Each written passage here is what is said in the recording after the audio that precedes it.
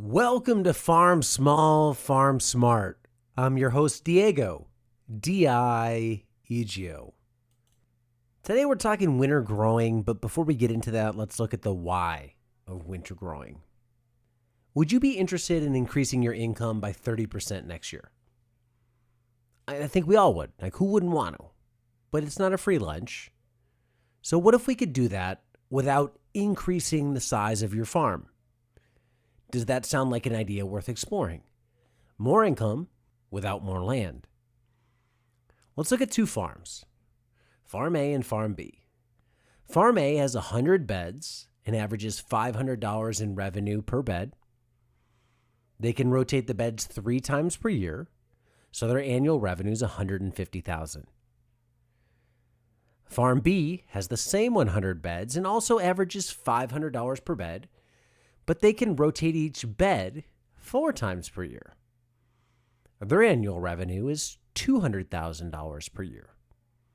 Farm A is $150,000, they're $200,000. Farm B is 30% more than Farm A by adding that additional crop rotation. Now we can talk about these numbers, $500 per bed, but that doesn't matter. The point here is adding additional rotations or a rotation to your crop production is going to increase revenue. The more times you can turn through inventory in a year, the more money you're going to make. Adding that crop rotation or crop rotations is going to have a huge effect on your farm revenue. Now, the majority of people, new farmers to even more experienced, are going to grow at the favorable times of year. Late spring through early fall. We're going to take what nature gives us and run with that. Why not? That's the easiest path. From small farmers to large farmers, that's what they do. When you get outside of this zone, that's where the margin for error decreases. That's where grower skill comes into play. That's where specialized equipment comes into play. Timing really comes into play. You have much more wiggle room in that meatier part of the growing season, late spring to early fall, obviously including the summer. And once we get out, margin for error decreases because winter growing, that's not easy. It's going to require that skill, the knowledge, and equipment that most people just don't have.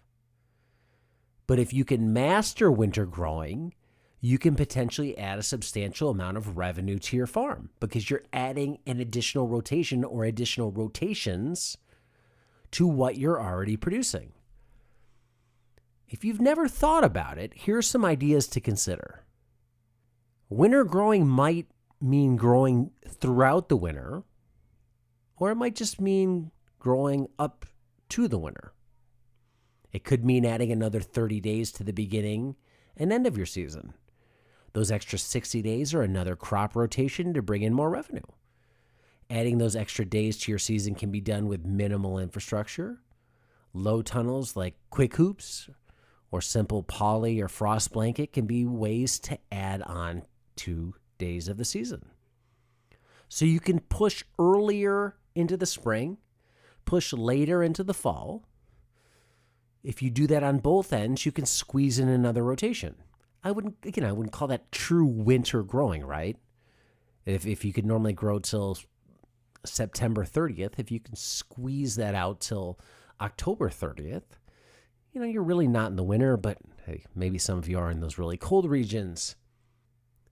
So I think this type of additional season extension can be done with pretty low-tech equipment. Whether you buy it or make it, pretty easy. Now, if the numbers pencil out in your market, then you might want to look at growing throughout the winter with a permanent structure. Because you have temporary structures like low tunnels and cat tunnels, temporary semi-permanent, and you have permanent structures that are meant to withstand extreme wind loads, extreme snow load conditions. Those are high tunnels. So if the numbers make sense and they pencil out, you might want to make an investment into high tunnels for full winter growing. From simple ones that provide some insulation to full-on climate-controlled greenhouses, a lot's possible. And that might seem expensive, but when you run their ROI, the return on investment, it might not be expensive after all. So you can have season extension, low tech with low tunnels, high tech with high tunnels, or we can extend our growing season without any additional gear. We could utilize what would be otherwise idle beds. If a bed is going to sit fallow all winter, consider putting a crop in it that can survive. Not only does it give you a saleable product, but it protects the soil and keeps the roots living, benefiting the long-term soil health. Crops like kale and tatsoi can be harvested over the winter, bringing in some incremental income, or they can be poised to get a jump on production in the spring. So let's say I was otherwise going to just shut my farm down, bare soil, or maybe I cover it in mulch or tarps or something. Could I put a plant in there? And then maybe mulch over that with straw. Keep the living root in the soil. Keep the plant in there to get a jump start on spring. They're otherwise going to sit fallow. Why not find a way to use them? I can look at long-term crops like garlic. If you look at garlic, it's a long-term crop. It doesn't seem profitable in a lot of market garden scenarios. Why? Because you plant it in the fall and you don't harvest it until July.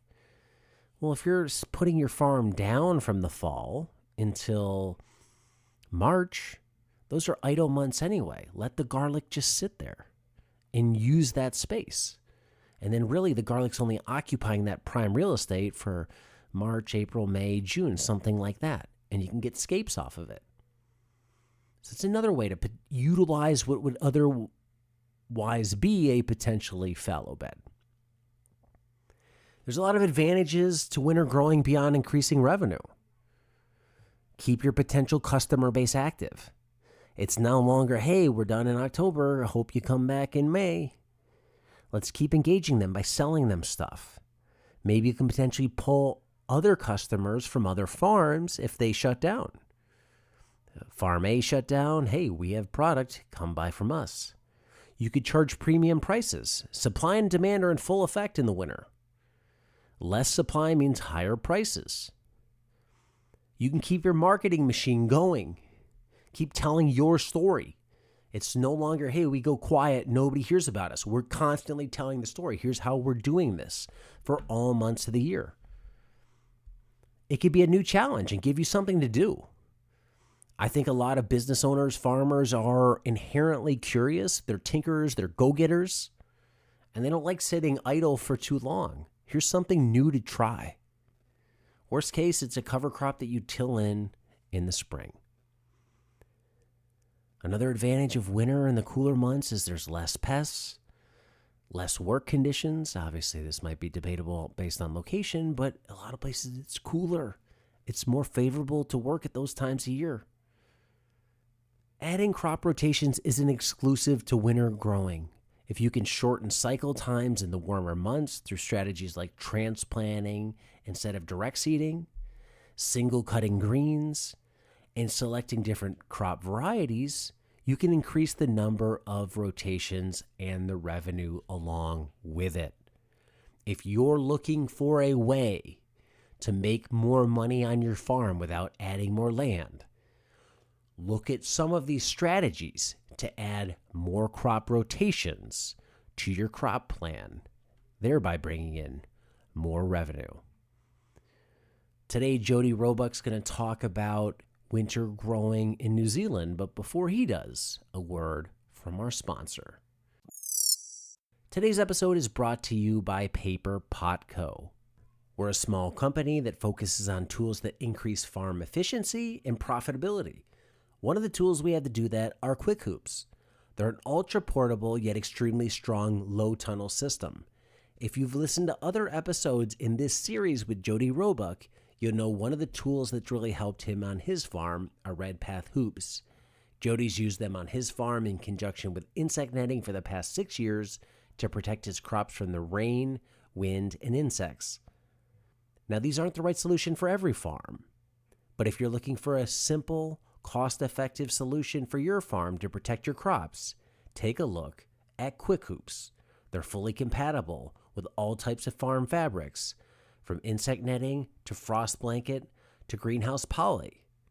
Depending on what cover you put on those hoops, you can look at extending your season, getting another crop rotation in, and earning more revenue. In addition, Quick Hoops are now eligible for NRCS EQIP grants. Reach out to your local NRCS rep for more information about getting cost share on low tunnels. To find out more about the product, visit paperpot.co or use the link below. Now let's jump right into it. It's episode number 20 of the Profitable Mini Farm. Jody Roebuck on winter growing. Today we're talking winter growing, and winter in New Zealand is maybe different than a lot of people's winters in the US and in Canada. To start this one out, give us a sense, winter in New Zealand, when is it and what does it look like? So our fall is very settled. It's the most settled weather we have. So in the months it'll be backwards with Southern Hemisphere. Our consistent cold rains start sometime in May. It can be early May, but usually it's late May, early June. And then it's just raining every day right through winter, definitely through September. Some years, on an average, I'd say things improve in October, but some years it's raining right up till end of December. So it can rain and feel like early spring right through to the longest day. In terms of growing, you have a much wetter winter. With your winters, how much do you see growth rates slow down versus in the summers? Because you don't have extremely cold temperatures like some zones do here in the US, but obviously you're going to have less daylight and you're going to have a lot of rain. Yeah, so we're at latitude 39. Growth on our fast year-round crops like direct-seeded mizuna, lettuce, radish and turnips is 2.5 times longer in the field than summer. So that's a big thing we're doing, is tracking our DTM. And just to explain how we manage that, our market streams, climate and market streams are the things drive everything else. So just to quickly jump in, our market streams or sales for fast growing crops are the same every week of the year. So that really drives how much we're planting. And so our planning is as simple as this, Diego. To do the same volumes, the crops are taking 2.5 times longer to grow outdoors. So we're simply growing 2.5 times the area. So the crops like mizuna, radishes, turnips, and then our longer winter crop that we're still planting consistently would be coriander. That's 90 days in winter. We're just planting a lot more area of it. How's demand look for you over the winter relative to other farms in your area? One big advantage a lot of farms have who can grow over winter is other farms aren't. So they maintain that customer base. Maybe they get a premium on pricing that time of year. For your location in New Zealand, when it's winter there, are you the only one growing? Are there a few of you growing, or is production still relatively high for a lot of local farms? Yeah, I think people are definitely growing year round. So, we're not having that classic winter off, go hard in summer. So yes, other growers are in production. I think though we specialize in fast crops, especially on the winter season. So that's to our advantage, and our sales are really strong. It sounds stupid, but it's like the cave person, the scarcity thing. There's not a lot of other production around in winter. And we see it doesn't matter what scale you are, because we're supplying the supermarket. When we have weather bomb after weather bomb, it's not just us that get affected by that, it's the large scale growers too. So we see the supply chain gets hammered even through the supermarket chain. That's our focus with worst scenario. You have an insane weather event that the fast crops allow us to bounce back super quick, and we'll come back to farming with covers too. But during winter, the whole farm's covered. The outdoor crops, we either have a tarp down, shade net over germinating crops to protect soil, or we have over a third of the farm under hoops and insect net in winter. Even crops we don't insect net in summer, we'll have covered in winter.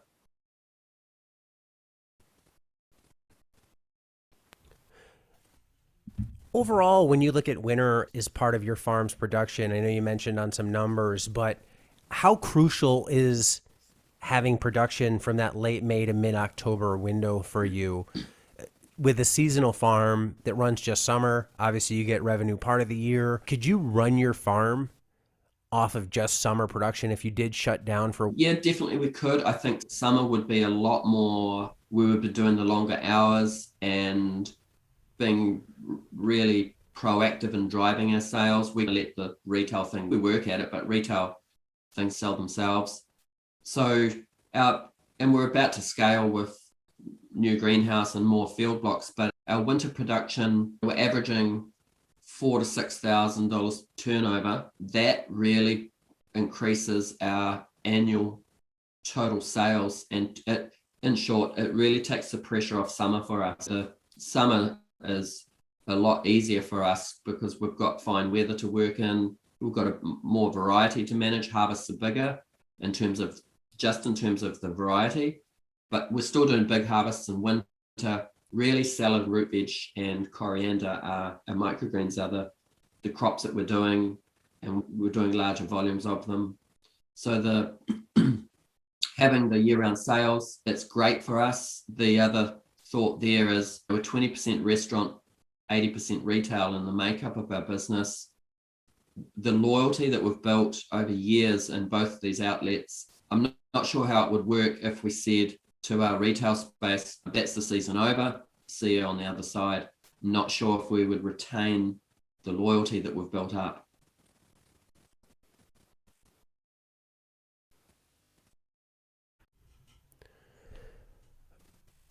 Right now, when you look at it for crop planning, how much do you have to change your production going into winter? Obviously, you're not growing tomatoes and things of that nature, but how does your crop plan change when you go from what it would be your fall, late April, into May, your winter? I've got two categories for our winter crops, and just to reference to the northern US and Canada climates when the frosts and snow come, what I'm seeing generally is people are planting early, and the main task during winter is harvesting. For us, the crops that we have that same thinking with, carrots and beetroots, they're our overwintered crops.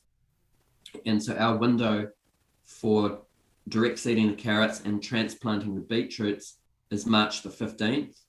And so we go crazy on drilling carrots everywhere, transplanting beets to hit that date.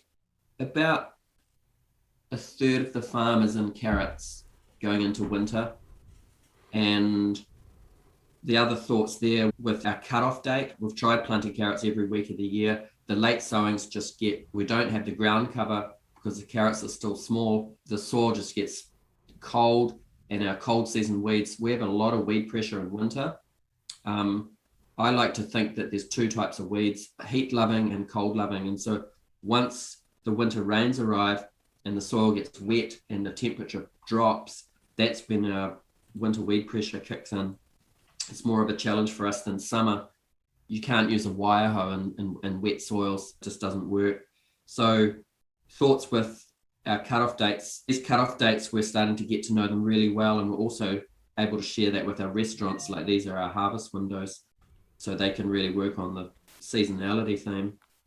Carrots, we try to finish drilling them by March 15, but we also look at where is the full moon on that month. It might be March 30. We'll continue drilling for the rest of the month. And then last season was one out of the box. We had our warmest, longest fall probably in 50 years, the old folks are saying. And so we carried on drilling carrots into about April the 15th. Maybe that was where the full moon was. So those are probably the only two crops where with our thinking, I should say, we plan to scale them up to overwinter them and merely be able to harvest them during winter. Then the rest of our crops, which are generally faster, we're watching tracking the days to maturity as we harvest, and we just increase our area planted by 250%. And the thinking with these crops is just keep planting. It's like we'll have beds of coriander in because it takes 90 days and it sits in the field and doesn't bolt. We're drilling a lot of baby Mizuna or mustard with the 6-row seeder. At times we switch to the 5-row jang when the soil's marginal, and we're doing a lot. Radishes for us love cold and wet. Whether we have to get the radishes out before too much rain so they don't split, but we don't really grow radish in summer. And so we're just trying to work around the weather and find our windows where we can plant. And so we might drill a dozen beds when we get a fine afternoon. And just a quick little thought with how can you keep the succession going. Firstly, the crops sit and hold in the field. Like the Mizuna, the growth rate is very slow. So we have a much bigger harvest window with a lot of these crops. And we're also looking at, we know we're not making as much money for the same harvest in winter because it's taking 2.5 times longer to grow. But there's a lot of pressure on our retail stores, and also just thinking about the retail space. Any extra crop or item we can have in the fridge just to make it look diverse is a game changer for us. So beetroots is a good example there. They're not the most financial crop for us, but it's great having them in the fridge.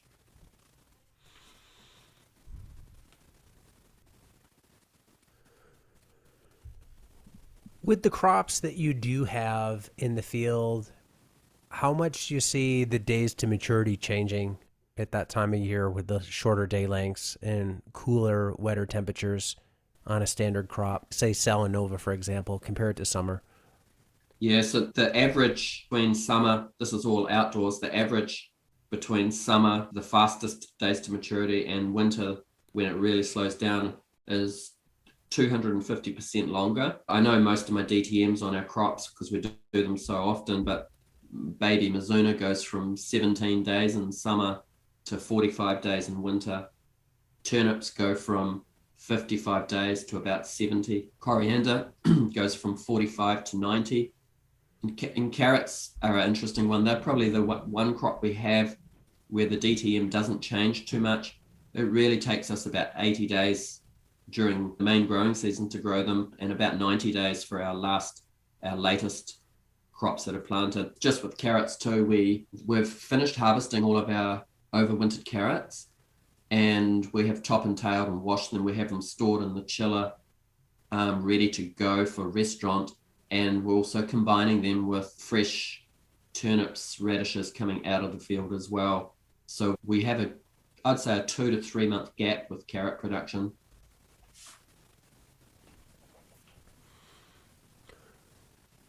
Tunnels and having crops under cover, how much ability do you have to do that with your winters when they come on? More and more U.S. growers moving to things like caterpillar tunnels, high tunnels, and just literally covering up a lot for the rain and just to control the environment around that crop much more. You could have great summer production, then your winter hits 12 inches of rain a month. That's a lot of rain coming down. How much production can you move under cover? And have you looked at moving more under cover when the season changes? So currently we have our main greenhouse, we would call that a high tunnel. Caterpillar tunnels are a big challenge here with our wind because we're in the roaring 40. That's the kind of the slang for it's super windy. We can have a 60-mile wind every week at times, and that can come from the south, which is cold and sustained. That's our challenge, that one. So we have one high tunnel that has 5 beds in it, and what I've noticed with the difference in winter production, same crop indoors and versus outdoors, is the indoor crops are 30% faster. So a 45-day baby mustard outdoors, we can still produce that at just on 30 days indoors in winter. We're not using a floating row cover because people say man, you don't have any frost, that must just be easy growing. But the only reason we're not getting frost is because it's overcast, raining cats and dogs, and super windy as well. So the outdoors, the wind chill factor can be really nasty. Like it can be raining and it can be somewhere in the 50s for Fahrenheit, but it feels like somewhere in the 30s because of the wind chill factor. So the plan this season is to put up our largest high tunnel that is 400 square meters. That'll have 18 beds in there that are about 16 meters long. And we're really building that to go into next winter to take the pressure off us, to have that indoor faster days to maturity and quality and workspace for our crew and our team. We try not to work in the driving rain unless we're harvesting something like carrots or bunching corrie. We lift everything and then work with it in the outdoor washroom. We're pretty excited about the new greenhouse build. We'll always do summer crops in it in the future, but we're really establishing that for winter production and to take on some new clients. What's the biggest problem in the winter? Like, how much does that rain affect crops? Yeah, the rain definitely drops our average temp. I think the big thing with the constant grey skies, wind chill factor, but mainly the rain, is the one thing and I'm not saying other growers take this for granted, but we know that we lack photosynthesis, and that's the biggest driver of crop production. So we're farming. Sometimes we're growing a crop out in the field like pea shoots that take 23 days to grow in winter, and that crop in its lifetime might have one afternoon of sunshine. The rest of the time it's just raining, or if the weather clears, it's still overcast, and then we might have 3 millimeters of rain, but because the soil's already cold and damp, the 3 mils feels to make up a number 20 mils. There's no drying time, and it also really pushes us to be on tracking the forecast every day. It's so changeable. The saying here is 4 seasons in one day, and so we're just having to choose our moment. So with the weather being so changeable, we don't have set tasks during the week. For example, Monday is field work, Tuesday is harvest day. We're just working around the weather, and we just have to choose our moment to get crops out the field when we can, and also choosing our moments to be able to replant in the field. How important is, if you have to weigh out light to the plant versus the microclimate at the plant? So we could warm up the plant, we could get some rain off of it by putting it under cover, like use the red path hoops in the field. You could put row cover on it, an Agribond type product. You could put insect net on it. You could put shade cloth on it. And while all of those are permeable to water, they are going to deflect some of that rain coming off of it, but they are all also filtering out some of the light while increasing the temperature relative to the outside air temperature underneath there. So if you have the option to go covered in the field, but you're reducing light when you already are having that much rain and they're not seeing that much light to begin with, is there a benefit to covering it and then reducing light exposure even more? It's key for us to cover it. Our main go-to is insect net. I think that is a 10 to 15% shade factor. We get one frost a year, and that can come any time from late May to late October.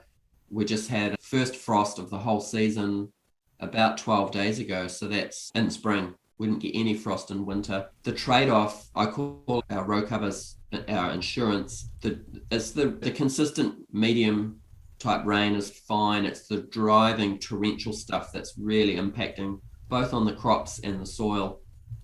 Although we have great infiltration, we're doing a lot of baby salad during winter. The insect nets are integral for mitigating that heavy rain. And in short, when we do see the sun, I call it sunbathing the crops, we will lift the nets open to actually let the sun onto the crop and then close it again later in the day, especially a crop like pea shoots, which grow under shade net. their whole life. If if we get a window of sun, we'll uncover them to let the sun on them and then recover them before the next rain, which is could be a lot of rain overnight as well. A lot of the heavy stuff comes in because we're 5 kilometers from the ocean on the most western part. We're on a peninsula, the most western part of New Zealand. So we really stick out into the middle of nowhere. Any crops that just aren't affected that you see, like they grow maybe a little slower because there's less light, but is there some crops that are just, for you, they grow as good in winter minus a slower temp, a slower time to maturity than versus summer?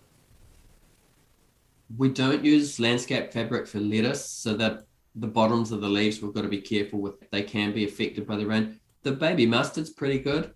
The worst kind of scenario, we've had too much rain, it's laying down a bit, so we can't harvest it like that. We've just got to wait for the rain to pass and let it dry out a bit before coming to harvest it. The baby greens, direct seeded baby greens, are too wet or too dry, I will put a new blade on the greens harvester.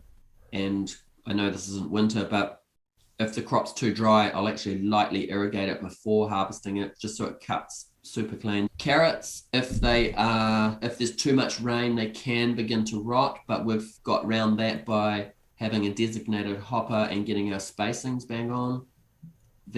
Probably the carrots that split are the ones that are spaced too far apart.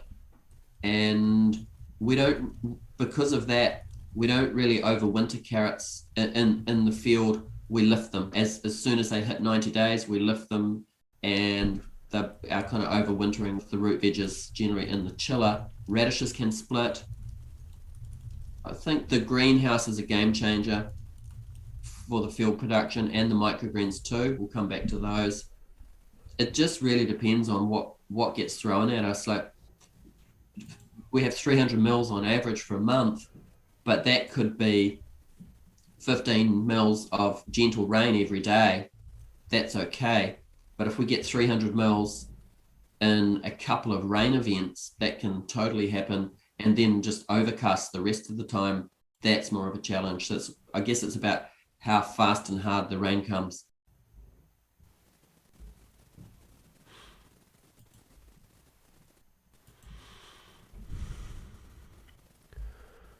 Bed turnover, how much of a challenge is that in all that wet, rainy weather? Are you turning beds? Are you staging beds ahead of time with tarps and stuff so they can dry out, and always keeping beds open so they're ready? Or are you harvesting and then going right back in with a new crop? We're generally in winter harvesting and going right back in with a new crop, especially if the weather allows us. So our general way we run on the farm is every morning we start with harvest followed by planting. But that could be reversed if it's going to be heavy rain in the morning.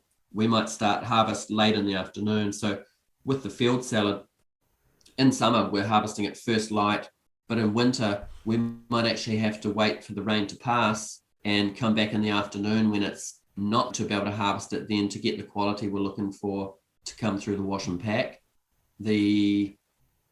So tarping, we use the tarps for a lot of different ways, but in winter, the tarps are a game changer for us. We're not doing big field blocks with the tarp. Our long, narrow beds, one tarp covers 3 beds. And then the wide John Jevons beds, we have tarps for single beds and double beds. So we're treating every bed on its own crop rotation. And the small tarps are great to be able to have. So we use them as a raincoat in winter, to be able to have beds ready, prepped, ready to seed as soon as the weather clears. Or that's ideal to lift a tarp, beds prepped, straight into direct seeding or transplanting, and then put covers on. Or beds that are empty but haven't been prepped if they need it, or composted. We keep the tarps on until the weather's passed, until the rain's passed, to be able to lift them and get straight back in. So that really increases our ability to keep planting when the weather's really against you. One advantage of landscape fabric that I don't know that everybody always considers is keeping the plants clean. And I've talked to Ray Tyler about this. One of the reasons he still does a lot of his Salanova and landscape fabric is it just makes his post-harvest process that much faster because the the lettuce is cleaner when it comes out of the field because you're not getting that splash effect from either your overhead irrigation or rain hitting the soil, bouncing up, getting on the leaves. And if you have a real clay soil, that can stick to the leaves and be a real pain to get out in post harvest. For you, you mentioned, hey, you are getting some splash up in it. How much different is it with all this rain, and how do you deal with that when it comes time to harvest? Are you cutting up higher up on the plant? Is it just more time washing? Maybe your soil's okay and it's not sticking as much. What are your thoughts? Our soil's not heavy clay. I wouldn't say it sticks, but it definitely can. We definitely have splashback on the leaves, if that's even a term. So lettuce in winter, we might be cutting it a bit higher, and we save it for the end of the wash process through the bubbler. Worst scenario, we will do a double wash on the lettuce, but also we're doing less lettuce each season, I would say. We're doing more direct seeded greens. These don't have the splashback issue like lettuce does, but I can see with the new greenhouse, we'll be switching to drip and increasing our cut and come again lettuce production in there. Lettuce for us, the DTM in winter it's just so long compared to the direct seeded greens. On average, we grow our own transplants or starts. On average in summer, it takes 3.5 weeks to grow a lettuce transplant. And in winter, it takes 7.5 weeks to grow the transplant. And it takes those same timeframes again to be able to do first harvest. So probably really suited for indoor growing here and not the biggest part of our salad production. And I know that lettuce is very profitable for a lot of growers. Landscape fabric could be an option for us for outdoors. We'll have to really pin that down, otherwise the wind would just take it.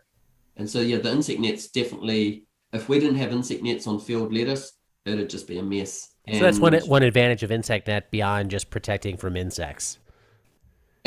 Firstly, it's for rain and wind.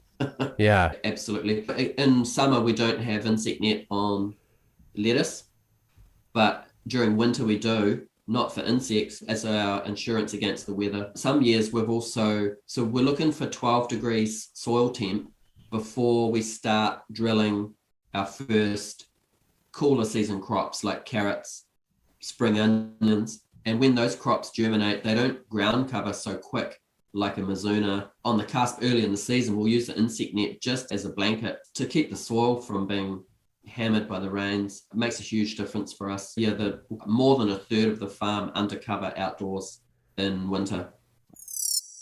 Today's episode is brought to you by Paper Potco Farm Tools. Did you know Paper Potco now carries a variety of farm fabrics, such as frost cloth and insect netting? Traditionally, good quality insect netting has been really expensive. We tried to solve that problem with our premium netting, InsectaNet. Comparable to the competitors, it's UV treated, conveniently sized for 100-foot beds, and available at a lower price.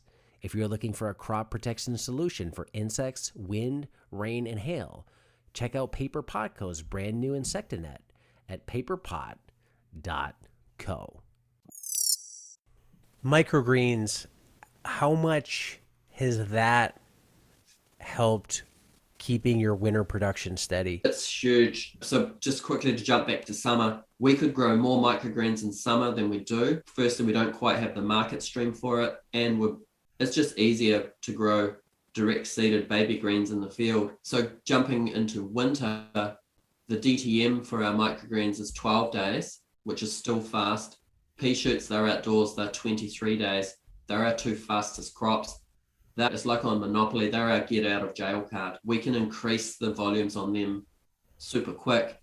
And so the microgreen production in winter, we maximize the greenhouse space we have and we just keep planting. We're planning for harvest day, but generally as we harvest the microgreens, we empty the trays, we refill them, we reseed, and we just keep maximizing that space.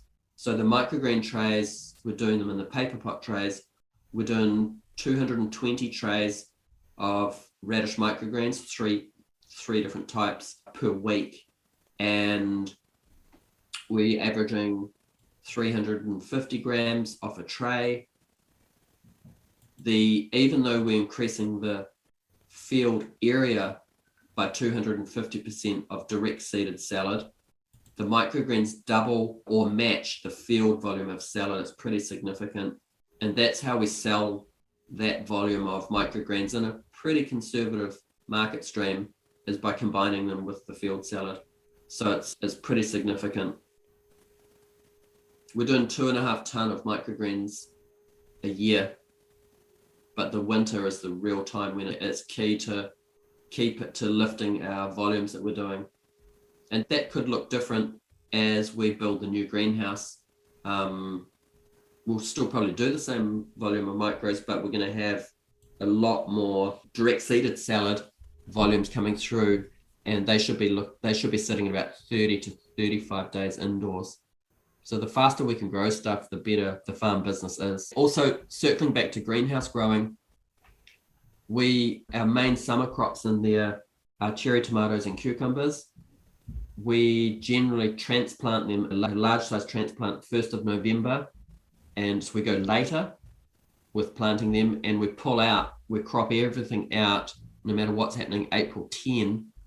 So we know that we're shortening that window, that we are growing the cukes and tommies, but that allows us we're really looking at the return on investment, because our high tunnels are very expensive. They're high wind design. We're looking at return on investment.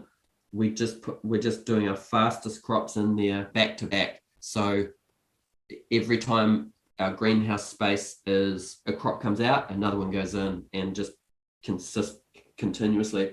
We average 6 crops in the greenhouse in a season. That's including one long season in there. But I think I'm going to take a look at this again. We could be pushing it up to 7 or 8. And so the types of crops we're doing: lettuce, mizuna, radishes, sometimes coriander, although that's still quite a long season one for us. And we're really pushing the fertility in there too, whether that's compost amendments, just keeping the higher production going in there. It's great to be able to retreat to, kind of with our workflow for the week, retreat into the greenhouse and continue working, cropping out, planting, retreat into the microgreens house. We have to make our seed raising mix ahead of the rain, so we can just park that in the greenhouse. Rain comes and we're back into filling trays and seeding. And we also try to save wash and pack or the outdoor wash and pack station for when the rain comes. So to come back and summarize, our whole workflow for the week is driven by when are the rains. It could be heavy rain for 3 hours and then just patchy drizzle. It can rain for weeks on end relentlessly, but generally the wind and the rain work together and it clears. But when I say clears, it stops raining, but it's still overcast or it's still windy and there's more rain coming. So we're just watching the forecast continuously, knowing that it comes in off the ocean. It's even hard to predict. And sometimes I'll go up onto the ridge where I can see the ocean, and I'm just looking to the horizon, both sunrise, sunset, and out to the ocean, looking for, can I see light on the horizon? And if so, we've probably got an hour. And just to finish up, how we're maximizing those small windows to be able to harvest or replant. The tarps work well as a raincoat, but we've also got multiple tools. So we're running 2 greens harvesters to get our crops in, and then we're running multiple precision seeders so that when the weather clears and we can get the tarps off, 3 of us can be out there with the 5-row jang, single row, 6-row seeder. We don't use the paper pot transplanter in winter. We'd like to grow lettuce transplants because we can grow them bigger and harden them off before transplanting them by hand. I'm really enjoying having the single jang as an option to keep someone else planting to be able to intercrop, and also to be able to sow small areas. Like if we're sowing half a bed, and we're in spring now, if we're sowing half a bed of spring onions, it's just super quick to get the single row on that rather than reconfiguring the 5-row. So yeah, just working with small tight windows. I guess what would you intercrop come? In the greenhouse, I might put coriander in between the lettuce. I might be splitting a bed in half, so not so much intercropping, but half a bed of radishes, half a bed of turnips, trying to match the similar days to maturity so we can change that bed again. And then I guess generally we're doing more intercropping in the later part of spring. And also if it's not intercropping, the crops that we start planting small areas of, which is probably really spring to be honest, but yeah, having the single row which we started with is nice, just to hit those small areas, so we can transplant a tomato and then run down the side with the single row to put something else in there indoors. And I guess just to come back to the 5-row jang, we're using that more and more. But we're still using the 6-row seeder, I'd say 90% of the time, for direct seeded baby leaf, unless we know the conditions are marginal. The bed's too wet, too heavy, or the compost is not quite finished and the 6-row is not going to have too much fun running down that, then we'll change to the 5-row jang as well. It's so much rain, and I think a lot of people hearing this might think they get a lot of rain, and then they hear your 12 inches of rain a month, 3 meters a year, and they think, well, God, that's a lot of rain, and it's almost unfathomable compared to what we have here in Southern California. What are the most important things you think you did when you set up the farm that enables you to farm today while getting that much rain? Because there's a lot of farms listening to this that if they got this much rain this consistently, they'd be a pond. Yeah, 100%, Diego. And not to say we all farm within our experiences. Just about all my travels have been in the drier parts of the world. And for Australia, New South Wales, Australia, California, maybe 8 states through the US and into Canada. So my take is at some point it's going to rain. You've got to be able to choose a site that will let the excess out when it does happen, and really creating great infiltration. So I'm really big on the no-till, but we're very sensitive on how we use our tools to aerate the soil, deepening your soils initially. We've got to try and get some numbers for this, but we've got a really high infiltration rate, and I think that's key with the amount of rain that we have and the wind. And just infiltration, getting the water to go away, infiltrate, it sounds easy in theory. If you had to narrow it down to a few things, what has helped your soil be able to absorb that much water to deep enough levels that you're not getting all this pooling? So we use very little leverage with the broad fork. We've got a version of a broad fork, the Roebuck fork. So we're very little on that tool, but we're going deep with it initially because we're on a very compact mountain ash subsoil with no organic matter. They took the topsoil off in 1975. Mitigating compaction for sure. And then for us, building our fertility up with compost and inputs based on our soil test. So using the permanent beds as a sponge we don't have any pooling on our beds because of the infiltration. And then setting up the paths. We don't grow living paths. We have very small paths, they're 30 centimeters. We keep them clean, and using the path and a bit of gradient to let the excess water out. So the path is the vehicle to get the heavy water away. So we do have growers that come stay with us that comment after crazy rains how quickly things have dispersed. And I'll be also real transparent. The challenge, well, it's not a challenge, but the soil we're on in our region is very free draining, especially if you mitigate the compaction. So that's absolutely our benefit. If we were on a heavy clay with our rainfall, probably would have gone somewhere else.